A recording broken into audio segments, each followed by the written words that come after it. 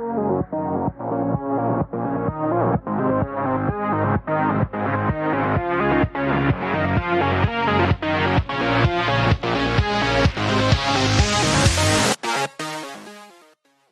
I am Katrina from In Cat We Trust, and this is another episode of Kicking Back with Cat podcast. Here I have with me Konstantine. How are you today? Doing good, ma'am. How are you? I'm good, thank you. So, what got you started with wrestling? Like, what was it for you that it was like, aha, this is what I want to do as far as like a career choice or something I just enjoy doing? What was it for you? For me, it was either The Rock or it was Jeff Hardy back in 2000. Just immediately just snagged me and said, holy crap, this is something that I need to keep watching and I need to figure out how I can do that because that looks amazing. Would you say like Jeff Hardy is like a favorite of yours? Because he's actually one of my favorites. Oh yeah, absolutely. How long have you been wrestling so far? So started training in June of 2011. So I'm 10 years in. You know, we accumulated a couple of years worth of injuries in there, but yeah, otherwise about 10 years. Okay. Would you say like with regards to wrestling, would you say it's a hard choice in regards to having to travel or even training yourself to do your wrestling set or matches that might be ones where I guess you can get injured more often depending on the kind of match? Would you say that was like a hard transition for you from before you started training and stuff? No, I don't think so. No, I don't know that really, I guess, factors in. The training part, that's not the hard part. The hard part is consistency and staying dedicated because it's a tough business, straight up. A lot of times whenever you're going to be like, put your hands in the air and be like, why am I still doing this? You know, and then usually when that happens, then you'll have a show and then the music will hit and you'll go through the curtain and then all of that will go away. It's like, that's why. Okay. If somebody hasn't, like, this is the first time a person's seen you at a wrestling show and they've never seen you before, how would you describe your gimmick to somebody who's new to your, wrestling character? So, there's kind of like three faces to Konstantine, and we're all just kind of starting to merge into one finally. So you've got one who's kind of offbeat, Heath Ledger Joker. You've got kind of what I call the hunk of funk look, and then you've got, your pretty boy guy over here who thinks this shit doesn't stink and can't stop looking at himself in the mirror. So now I'm kind of bringing them all together. I like to try to show different pieces throughout the match, just to kind of, I don't know, make it a bit different to where you're not really sure exactly what you're going to get, a bit unpredictable. Nice. Would you, what is your, I'm always interested in the wrestlers' like finishing move and like how they came up with the concept. I feel like starting the match, is one thing to get you invested, but then how you end the match is the thing that will probably have a fan wanting to see more. So how did you come up with like your finisher and what is it, if you wouldn't mind? Sure. Yeah, absolutely. So I guess I kind of listened. I've always been kind of like a sponge to an extent, and I think it's really important to do that. So one of the most important things when it comes to a finisher is has to look credible, and you have to be able to do it on anybody. So mine essentially, if you want to combine like a knee drop with a stomp with a famouser, kind of like that. So I guess the reason for that is, I'm, 200 or so pounds, give or take. So if I am working with somebody who's 250, 275, 300, whatever, I can't pick them up, maneuver them and drive them down. But I can make them bend over. And if I can make them bend over, then the rest of my body weight can come down, my knee to the back of their head, dive down. So I went ahead and I called it the bad face day. Could have a bad hair day. We're going to have a bad face day. I like that analogy. Who would you say was like your favorite wrestler growing up? Do you feel that wrestler might have inspired your wrestling career in a way, or is it just like, oh, I really like this person, and this is just what got me going into being a wrestler? Jeff Hardy for sure. Like I said before, The Rock. I think that there's not many probably that wouldn't quote those two at this point. But they at least influence some perspective. So, like when it comes to the trash talk game and maybe a bit of comedic relief, you pull from The Rock. Whenever it comes to death-defying stunts and whatever else, you pull from Jeff Hardy a bit. Charismatic, the it factor, that kind of thing. Definitely pulled from his look, especially whenever I was doing, like all the paint and all that stuff. Okay. I also read that you're a trainer as well. So how is that different, I guess, teaching somebody and helping train another like future wrestler than, when you were training and you're wrestling and you're in your own like space for your gimmick? Yeah. I would say to an extent it's more so taking a few steps backwards. And what I like to do, and I think is important to do, is I think a lot of, okay, what do I know now that it took me a while to learn that I can tell somebody else? Or how can I connect the dots and make it more tangible and more digestible for somebody to be able to pick up and adapt it, and then it becomes like second nature kind of thing for them. So I think definitely dialing it back to the root of the problem or whatever they may be having and say, okay, here's what we can do here. Let's build that. Let's build that. Let's build that. And then for me, it's always just, you have to stay learning, stay listening. I listen to a ton of podcasts. Busted Open Radio has, Mark Henry, Tommy Dreamer, Bully Ray, all very good minds for the business. And a lot of times they'll drop things and I'm just like, okay, aha. And then take that and just build it into my own repertoire and pass it along. That's great. I like that answer as well. Would you like, I tell people, I guess as a wrestling fan, I've been watching like a long time, I want to say wrestling, but like, I was a WWE girl and then I wound up finding other things that I like New Japan. And I'm glad we got indie wrestling because like there's one like few like 20 minutes from where I live and I didn't even know. And I'm like, oh my God, this is awesome. I get to see wrestling more often. So the fact that we have so many different promotions, so many options for people to kind of get themselves out there to be, in a wrestling ring, to be around fans. What are your thoughts on like the current state of wrestling than let's say how it was 10 years ago or so? Oh, man. Put this on me. You know what? It's extremely, extremely exciting. I heard something the other day that kind of resonated with me. So when you're young, when you're first starting out, this. A lot of times it's, 10 pounds of shit in a 5-pound bag. It's almost too much. So I know for sure I was always told, slow down, let it breathe. I like how it's very much a competitive style now, but I think it could also lean on its roots of slowing it down, making things mean something. I mean, you have how many super kicks in a match, how many Canadian destroyers in a match, and then they just roll back up to their feet, and you're like, what was the point? And then we're gonna finish with a roll up, brother. Like, so something that I heard the other day that I thought was really interesting was, whenever two people break up or things aren't quite working out, but they stay together anyway, what's usually the reason that they stay together? It can be feelings, it can be this, that, or the other, but more times than not, it's the sex, right? But you can't have a relationship built on sex, then I think that's what the moves in pro wrestling are, is it's the oohs and the ahs, but there's not as much depth to it. Yeah. So we're losing that and things aren't meaning as much. And that was a long-winded answer to a simple question, but I'm becoming a grizzled young vet and I'm not mad at it.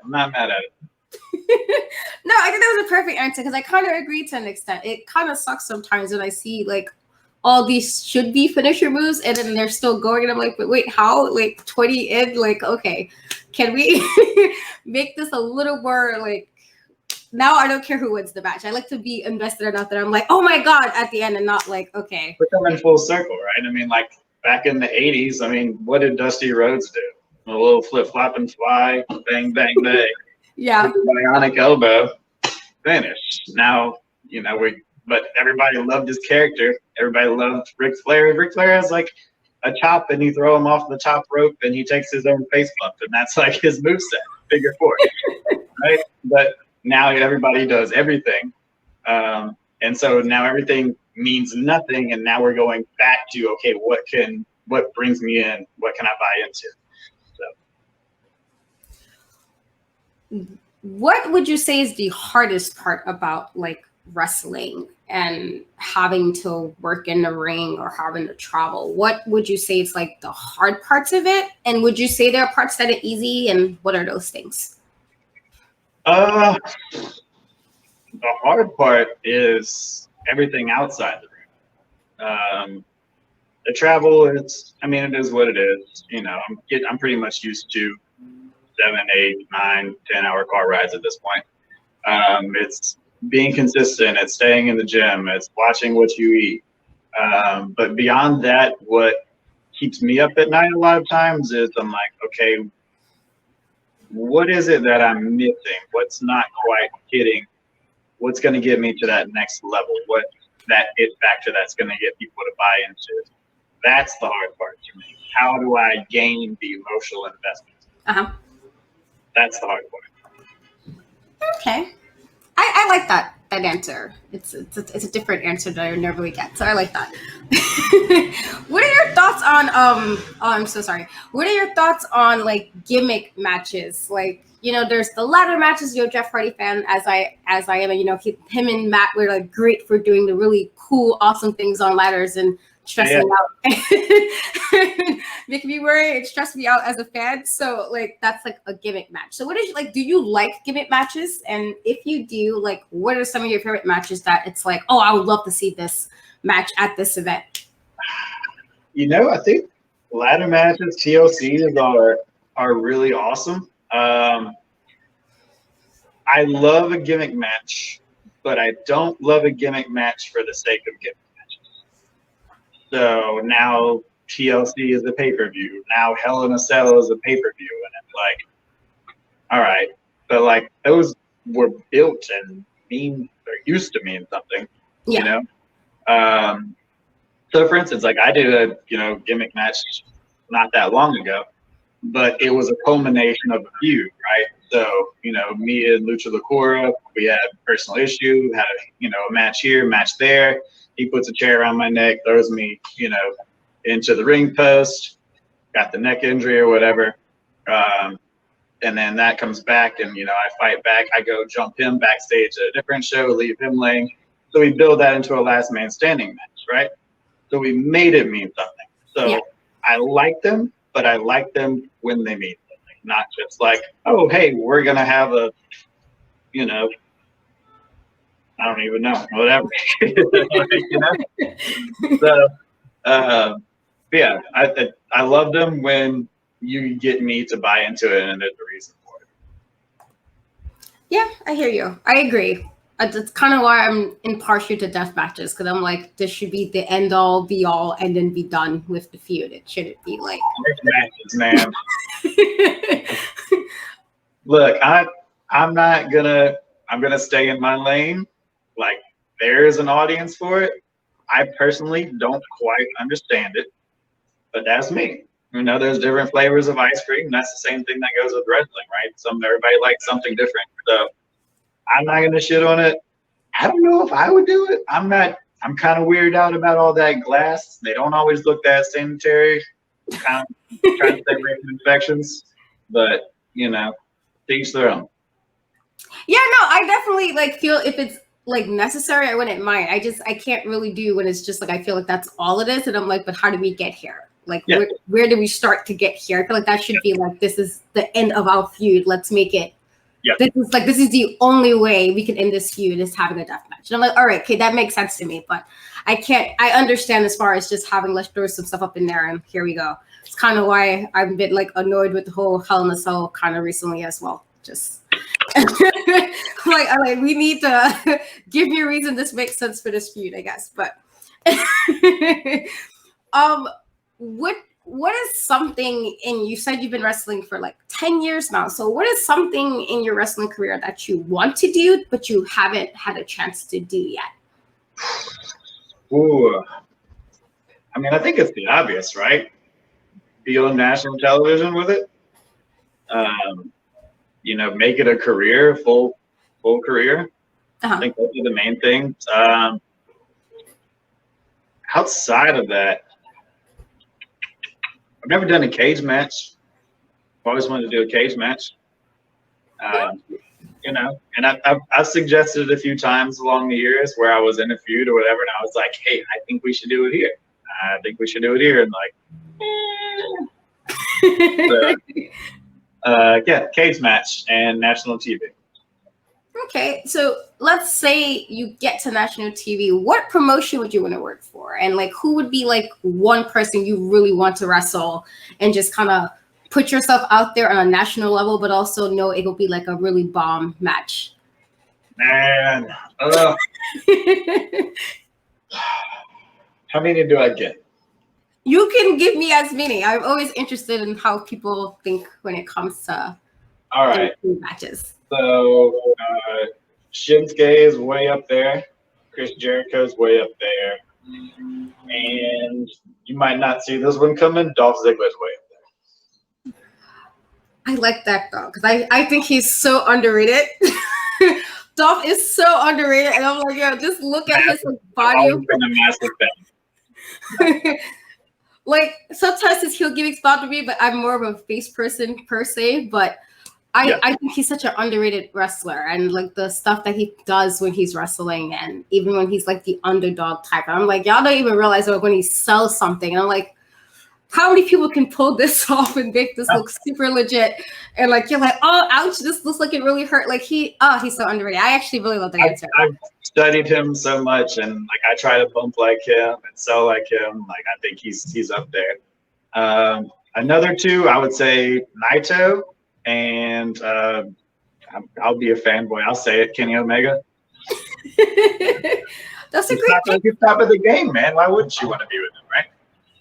Yeah, they're listen, I love Naito as well, and New Japan is my favorite promotion, so I love him. I love Okada. I think they're amazing. So I feel like it would be like an interesting, like if you could do that. But that's great. Like, would you want to work for like AEW? As like you don't even care as long as it's just like a national aspect? Just dude, if I can pay my bills with it, I'm happy, right?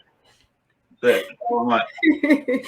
So if you wasn't wrestling, what would your career choice be if you did not do anything wrestling related?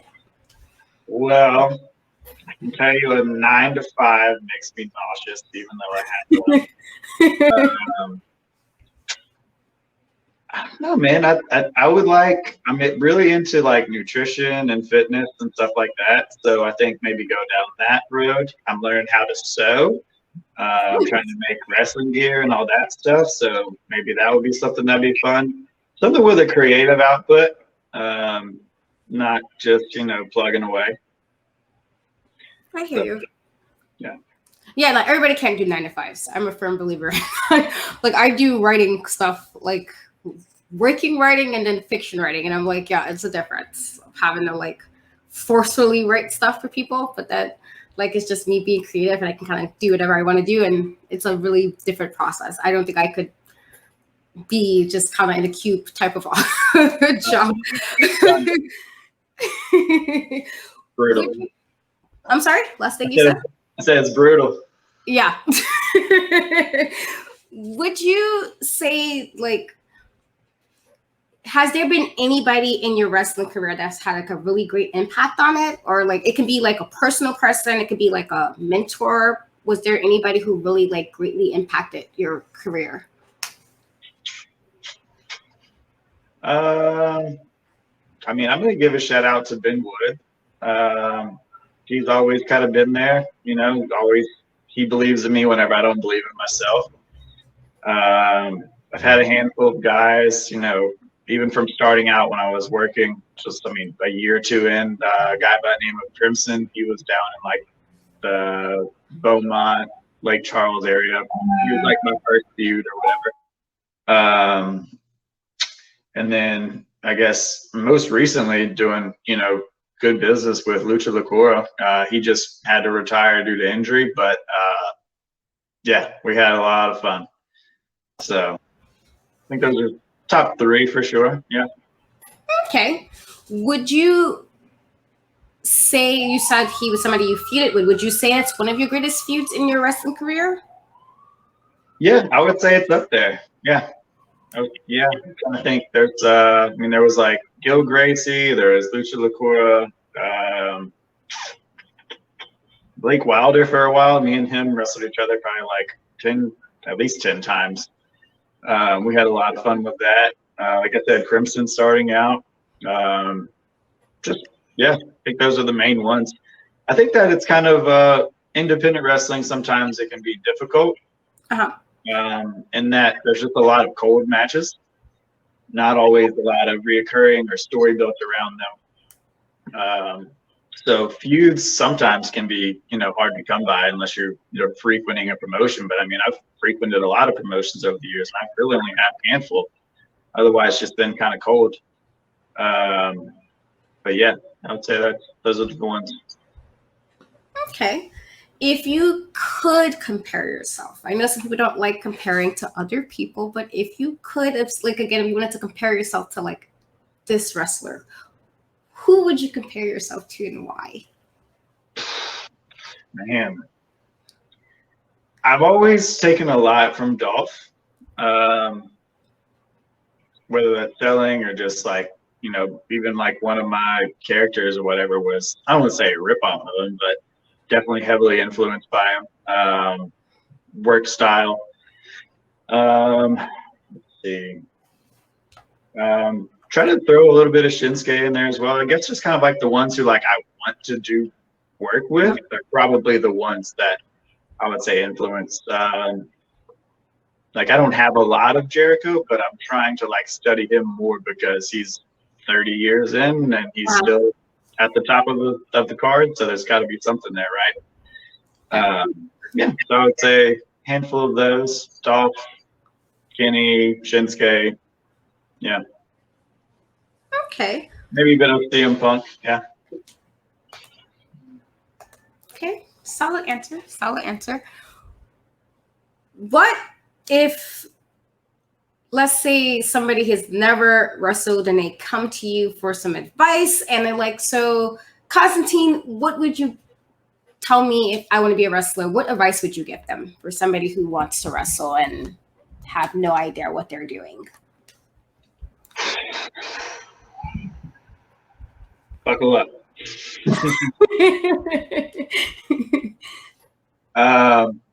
No, I would say beyond that, like if it was easy, everybody would do it. Be sure to, everybody will say it, right? Fundamentals, get those down. Because if something happens or goes wrong in a match, you go back to your fundamentals and you can refigure it out and figure out where you're going from there. Fitness, conditioning, don't slack on it because it will show in your match at some point. Tough skin. There's a lot of call them characters out there. Forks to the left, knives in the back. So just be sure that you're aware of that, and it's not all glitz and glam. There's a lot of shady stuff that can happen. So I'd just smarten them up to the realities of it, unfortunately. Having said that, it's extremely fun. It is addictive. It might as well be a drug. So yeah, as long as you know what you're getting into, those are the things I would say. Okay, solid advice. Definitely solid advice. I always give so much credit to wrestlers because I could never take a bump. So I will totally forget this is like part of the thing and I'll probably be really upset. So I give credit to any wrestler who can get out there and take bumps, gotta do whatever you need to do for a storyline because I can't. Like I know that about myself to know I can't like ever without forgetting that we're like in a story or something. Would do you have like a favorite match that you've wrestled so far that's your I love this match, and like you'll tell everybody like years from now, like, this was an amazing match. What is your favorite match have you done so far over your career? Yeah. I would say it was like just before lockdown last year. I don't know, however long ago it was. Seems like forever. I went over for the Pro Wrestling 225 title. And the match itself was good, but it was the build to it. And then once we were actually there and the crowd and the entire building was literally rumbling from people stomping on the bleachers and beating on the tables and just yelling and cheering and got a little goosebumps thinking about it. Like that was a moment. So I would say probably that one. Yeah, I think it was March 7th, 2020, something like that. Yeah, that would be it. Like I said, the match it was a decent match, but it was just the crowd and just the excitement in the air and just like you could actually feel it. So yeah, that sounds cool. I think that's part of the things I like about indie shows because the fans, if they're really into it, and it's a different vibe than if I'm like at like a WWE show and like people are there, but a lot of people are more so trying to take over the show sometimes, like, but if you're at a wrestling show, enjoy the show, like that's what they're there for. So I definitely like the indie vibe. It's definitely more tighter knit, at least from shows I've been to, the vibe is a lot different. I feel like sometimes they're more appreciative of wrestlers because we just want to see wrestling happen. Like we just want to see something happening that's cool or whatever. So I like that answer. So we're going to do a really quick speed round of questions. all right, let's do it. Okay. So first question, morning bird, night owl? Night owl. Favorite movie? Inglourious Bastards. Love that movie. Favorite song?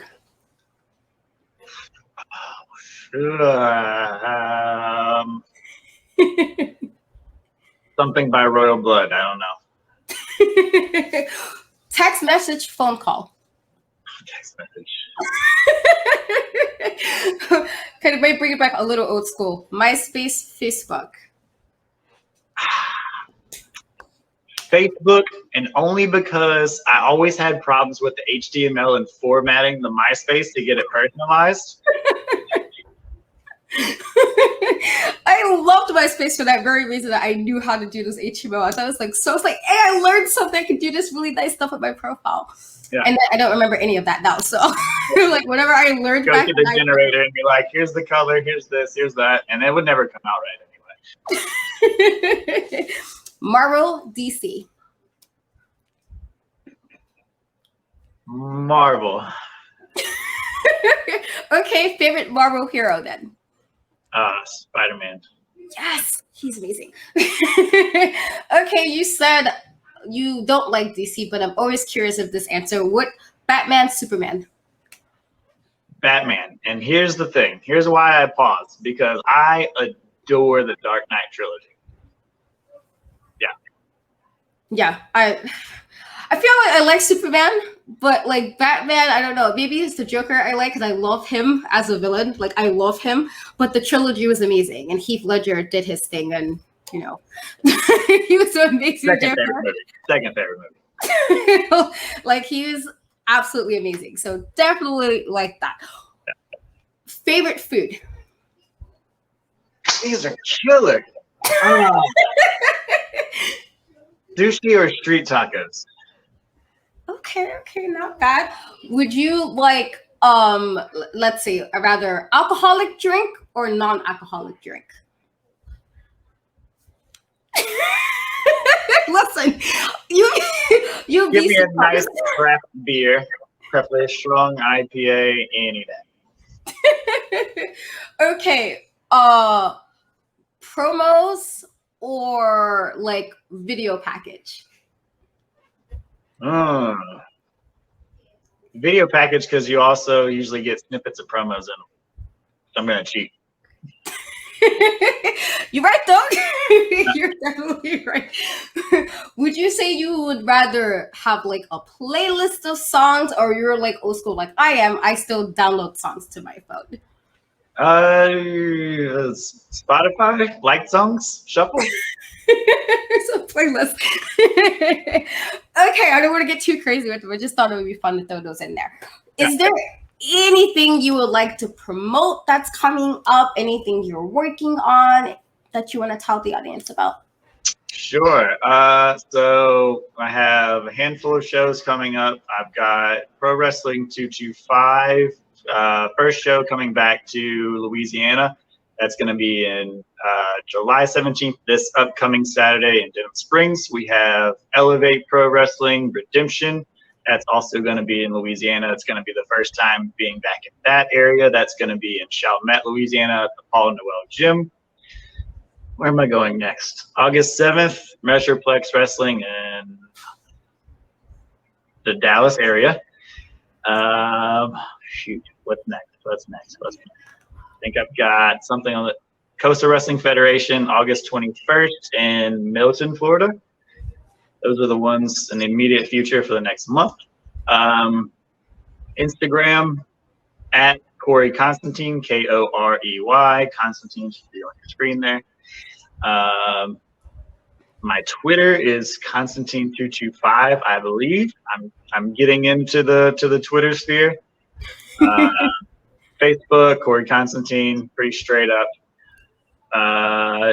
Pro Wrestling Tees, also Corey Konstantine. So, keeping it very streamlined, easy to find.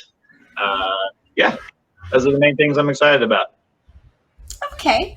So as he said, I will have, all the shows. If you can get to them, please do support. Go show up, watch a show, enjoy, all that good stuff. I will have every link that he posted, including your Pro Wrestling Tees link, as well as if you have event tickets that you want me to post, I will post this as well in the description. So all of that will be on there. And I want to thank you, Konstantine, for chatting with me today. This was a fun interview. It was very fun. Thank you very much. I'd love to do it anytime. Of course, I definitely have to get you back on here since you like the Dark Knight trilogy. I feel like that's something I can chat about. Like, break it down. I have so many thoughts and so many feelings about that whole trilogy of all of it. So we definitely could just go off wrestling and do totally just off the trilogy alone. That'd be cool. Yeah. Okay, guys. Again, I'll have every link in the description. So please go check Konstantine out. Please support all those good things. Until next time, guys. I'll catch you soon.